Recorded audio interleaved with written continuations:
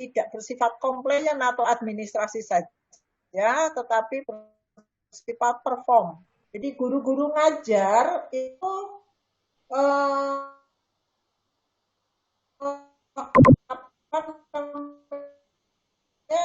akan divideokan, di video sampai laporannya video. Nah ini peran si manajemen.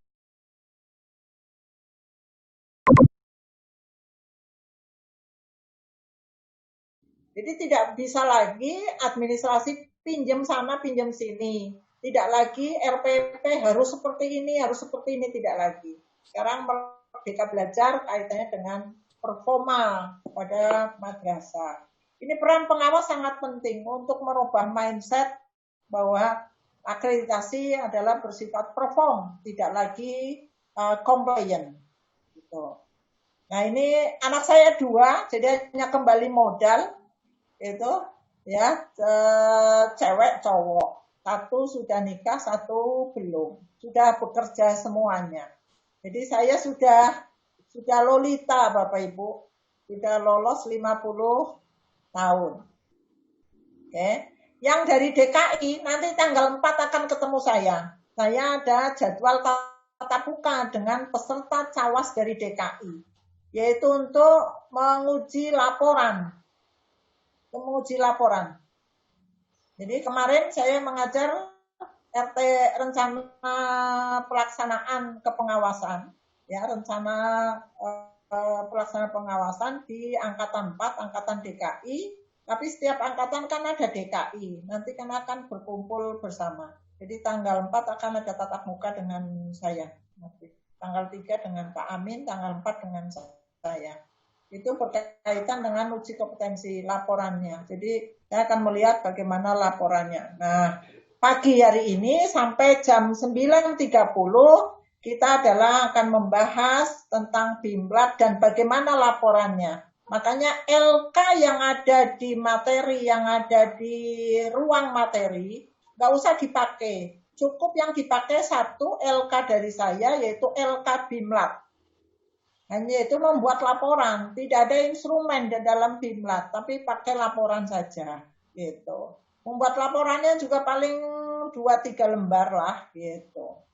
Ada lampirannya, gitu. Oke, Bapak Ibu, kita mulai. Jadi dalam pertemuan pagi ini tujuannya adalah ini diharapkan mampu melaksanakan BIMLAT. Ya, profesional guru kan indikatornya banyak, ataupun BIMLAT kepala sekolah. Kalau BIMLAT berarti pesertanya nggak cuma 1. Kalau 1 itu namanya privat. Ya, kalau BIMLAT itu bisa di KKM, bisa di MGMP, bisa di KKG itu.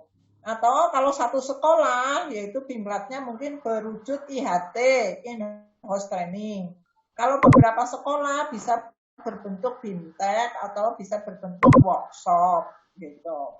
Metodenya macam-macam. Metodenya bisa tutorial, bisa FGD, bisa pendampingan dan sebagainya. Itu dalam metode maupun pendekatannya. Tapi bentuknya dalam BIMLAT itu ada workshop, ada BIMTEK, ada IHT, tapi tidak ada namanya diklat. Kalau diklat harus dilaksanakan di lembaga diklat.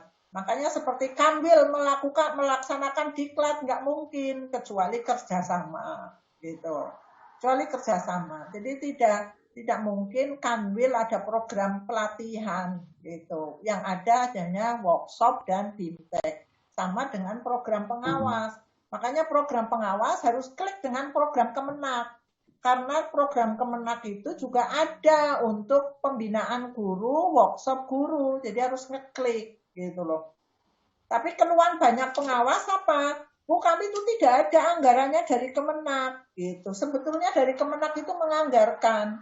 Tetapi ada 1 miss dari pihak pengawas pun tidak menyondingkan program gitu. Tidak menyondingkan program, menjadi hubungan kurang harmonis, kemudian ditambah lagi pengawas ruangannya nyempil di pojok, nggak pernah ada orangnya gitu. Kadang di cross check alasannya sedang ke sekolah binaan dan sebagainya. Padahal perlu komunikasi dengan kepala kemenaknya, kepala kanwil itu penting sekali. Kaitannya dengan pelaksana pelaksanaan Bimlat yang diharapkan tidak membebani guru. Karena Bimlat itu membutuhkan biaya. Minimal biaya konsumsi, gitu loh. Minimal biaya minum dan sebagainya. Itu. Nah ini tujuannya harapan Bapak Ibu dapat mempraktekkan bimbingan pelatihan dalam bentuk itu tadi. Apakah itu workshop, apakah itu IHT, apakah itu pendampingan, apakah itu BIMTEK, itu terserah Bapak Ibu mau pilih yang mana. Gitu. Nah ini kompetensi yang diharapkan, kemampuan melaksanakan bimbingan pelatihan profesional guru, maka dengan tagihannya adalah ini. Jadi di akhir, di LK-nya tuh ini, menyusun laporan Bimlat yang isinya satu pendahuluan. Ini bacanya pendahuluan ya Bapak Ibu. Ini salah ketik nih. Maklum malam-malam ini, karena saya cek pendahuluan. Nah, oke. Pendahuluan. Latar belakang isinya apa? Latar belakang idealnya misalkan menyusun laporan Bimlat penyusunan RPP misalkan. Bapak Ibu di latar belakang cerita idealnya RPP seperti apa, masalahnya apa. Kenapa menjadi Bimlat RPP itu penting gitu. Itu sampaikan di latar belakang. Nah tujuan mengarah pada judul. Tujuan misalkan Bimlat tentang penyusunan RPP. Tujuannya ya agar mampu menyusun RPP gitu. Ya, tujuan. Manfaatnya untuk apa? Kaitkan dengan manfaatnya kaitan dengan program kepengawasan dan bagi guru. Gitu. Jadi berimplikasi pada kemampuan guru itu dalam manfaat. Kemudian juga pada sekolah. Misalkan tersusunnya administrasi guru yang lengkap misalkan, ya memberikan kontribusi terhadap kelengkapan administrasi pada sekolah misalkan. Target pencapaiannya apa? Tersusunnya RPP misalkan. Tersusunnya RPP sesuai rambu-rambu atau kaidah regulasi misalkan. Kemudian yang kedua pelaksanaan. Pelaksanaan itu sasarannya guru apa? Apa semua guru bidang studi, berapa sekolah gitu, atau hanya guru PAI beberapa sekolah gitu, sekolah binaan. Jadi kalau orang MAN ya sekolah binaannya misalkan 7, kalau MI misalkan sekolah binaannya 10 misalkan. Dikumpulkan jadi 1 misalkan. Tempatnya di mana? Di hotel, di balai kelurahan, di aula sekolah atau di mana terserah gitu. Kemudian waktunya berapa hari, berapa lama. Terus metodenya menggunakan apa? Tutorial misalkan. Atau FGD, itu metode. Kemudian materinya apa? Nah ini materinya Bapak Ibu susun dengan membuat PPT atau PowerPoint. Yang nantinya adalah dilampirkan. Gitu. Kemudian penutup, simpulan, dan rekomendasi. Rekomendasinya apa? Apakah dengan waktu misalkan nyusun RPP 3 hari, apakah dengan 3 hari itu 100% tersusun semua dengan baik atau tidak? Kalau tidak, rekomendasinya apa? Kalau tersusun semua juga rekomendasinya apa? Gitu. Jadi kalau tersusun semua berarti rekomendasinya sifatnya adalah penguatan gitu. Tetapi kalau belum tersusun semua, rekomendasinya adalah perbaikan. Nah, ini adalah tagihan. Oke, ini kompetensi sudah. Nah, ini tagihan sudah. Nah, ini pengantar. Deskripsinya ini. Ini hanya mengulang sebetulnya, ya.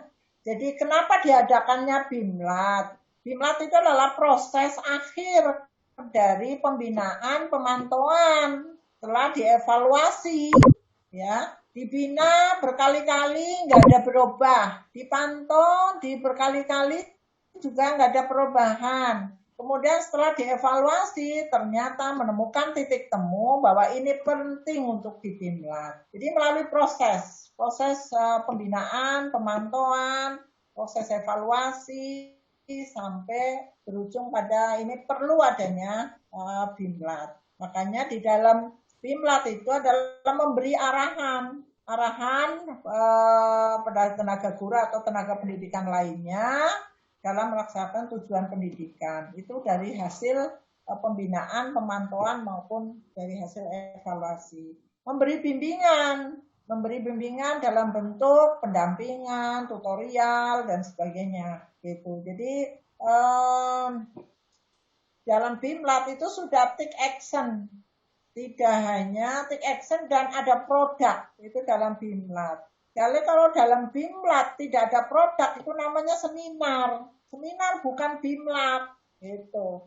Jadi kalau BIMLAT itu pasti ada produk RPP, produk soal HOT, produk kisi-kisi, produk Renstra, produk RKS, macam-macam. Itu produk. Dalam BIMLAT selalu ada produk. Baik itu IHT maupun workshop maupun BIMTEK. Wajib hukumnya ada produk gitu. Kalau tidak ada produk namanya seminar gitu. Jadi hanya ngoceh aja, itu tidak ada produk. Kemudian memberi contoh. Dalam kita membimlat harus ada contoh. Bapak Ibu membuat contoh RPP yang sempurna, yang sederhana, yang inspiratif dengan berbagai macam contoh. Tetapi contoh diberikannya jangan di awal. Contoh diberikannya awal. Kalau diberikan di awal itu jadi kitab suci. Itu harus seperti contoh. Padahal misalkan bimlatnya RPP itu monggo mau model apa saja silakan. Kemudian yang bisa memberi saran gitu bila ada masalah gitu ya.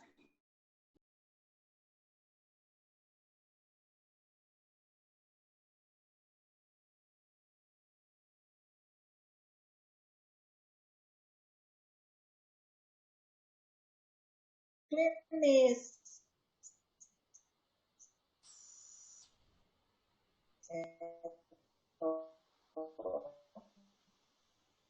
ya itu psikologinya harus kuat. Kalau psikiater itu laporkan ke kepala Kemenak gitu, laporkan koordinasi ke kepala sekolah. Jadi ada tahapan-tahapan. Yang jelas adalah by data. Oke, ini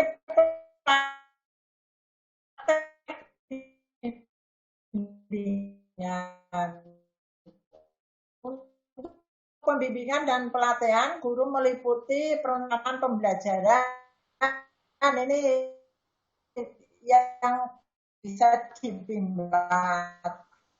Contoh-contoh kalau mau KD, itu kan ada dua, ada kompetensi, ada materi.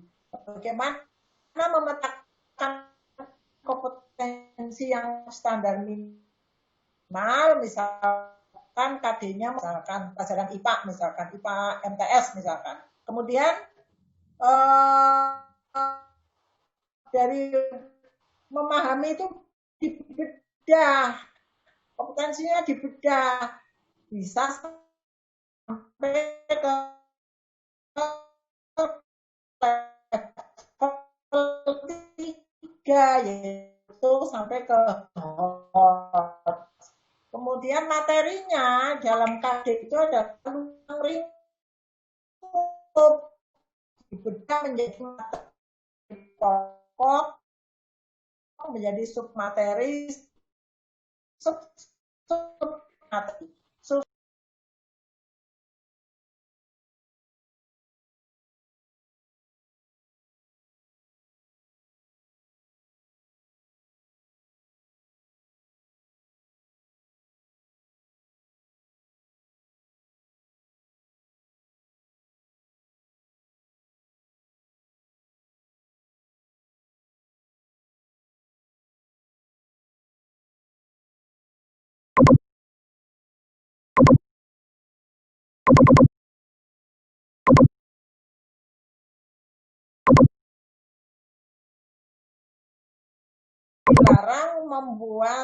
dilarang menggunakan LK dari penerbit. Nah, tapi di Kemenak belum ada regulasinya, maka madrasah guru-guru madrasah itu masih menggunakan LK dari penerbit. Kalau di Dikbud itu sudah ada Permendikbudnya, jadi tidak boleh guru menggunakan LK.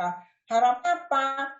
Guru mampu membuat bahan ajar dan worksheet-nya itu yang bisa juga dinilai angka kredit dan bisa untuk pembelajaran siswa. Jadi arahnya sebenarnya ke sana. Jadi penguatan literasi bagi guru. Nah, ini laporan pembimbingan pelatihan guru dilengkapi dengan 6 bukti, antara lain surat keterangan dibuat di setiap tempat pelaksanaan.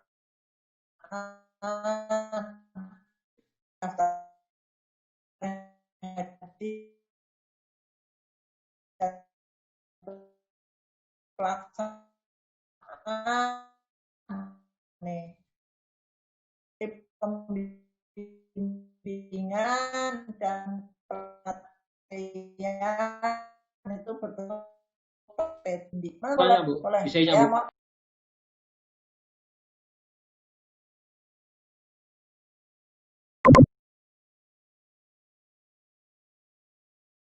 Jauh Bu sampai ke laporan, saya ingin bertanya di awal tadi, Ibu menjelaskan tentang tahapan tugas pengawas, mulai dari pembinaan, pemantauan, dan Bimlat adalah bagian akhir. Itu tadi Ibu sebutkan. Kami kan sudah dapat tuh. Nih.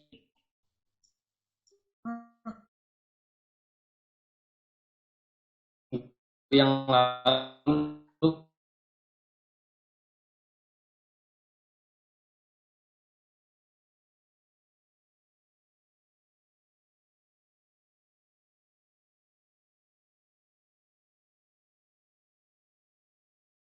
bukan pembinaan guru.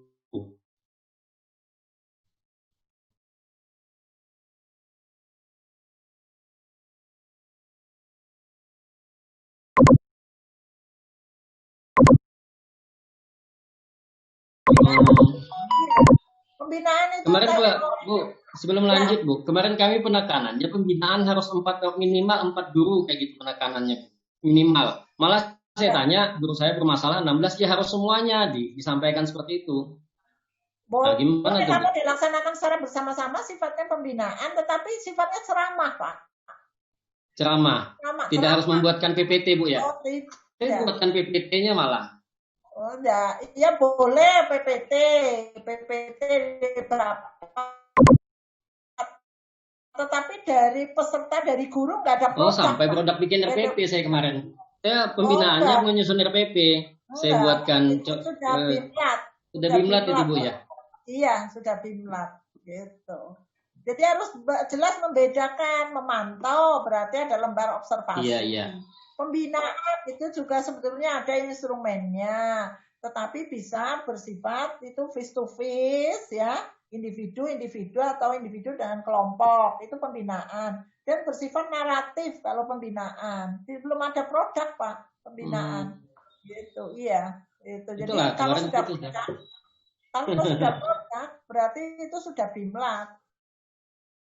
Nah, jadi kalau ini sudah terlanjur nih, kita sudah melakukan dan saya sudah dapatkan produk RPP-nya kayak gitu kan, dengan mengacu kepada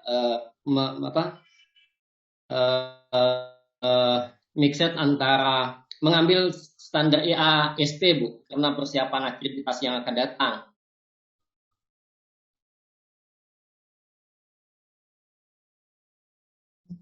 Nah, jadi pemilihan kelemahannya di RPP, transisian instrumen. Lalu kemarin saya lakukan pelatihan. Jadi apakah saya akan ulang pelatihan lagi dengan materi yang sama? Tinggal dibuat laporannya saja lagi Bu ya. Iya.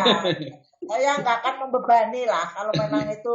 Yang penting ada bukti foto-fotonya. Insya Allah sudah Bu. Sudah saya kirim di Ya. di asesmen yang sebelumnya. Makasih Bu. Silakan, saya tidak akan membebani kalau memang itu sudah dilaksanakan. Jadi jangan sampai redundant Pak antara pemantau Iya.